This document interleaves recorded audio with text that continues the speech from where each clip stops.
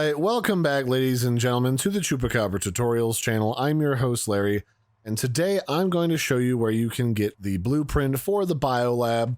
You've probably already interacted with the Biolab not long after you started playing the game, but you may or may not have had the scanner with you to scan it, or thought to scan it, because it's not initially more useful than selecting your active biomods and then picking from the first two available passive biomods.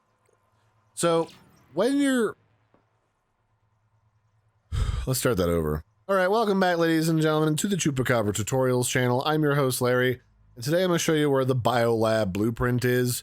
You really don't need to use this much during the beginning of the game, so I can understand if you forgot to scan it, because it's one of the first things that you encounter and you may not have built the scanner yet. And admittedly, it doesn't become super useful until closer to the end of this current available playable chunk of Subnautica 2. Because when you click on it for the first time, all you can do is pick between a dash or a Pathfinder active biomod, and then just the same to passive biomods. So there's not really a reason to build one in your base until you get access to the bioscanner. With that in mind, I'm going to show you where to go and get that here today. So the quickest and easiest way to get the Biolab blueprint is to just take yourself back to the Lifepod and head immediately to the southeast, and here you will find the original Welcome Center building. This is probably one of the first buildings that everybody explores, and if you pop inside, you'll find that the Biolab is right here.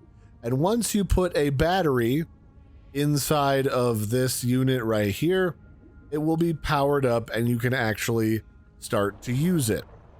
And it works just like the one that's available inside of your regular base, and you can actually scan this itself in order to get the blueprint in order to craft it. And that's really it. Now, crafting the Biolab is not that expensive either. It just takes 3 titanium, 1 copper wire, and 1 mild acid. So that'll be it for this one, ladies and gentlemen. I've been your host, Larry. This has been where you find the Biolab machine blueprint inside of Subnautica 2.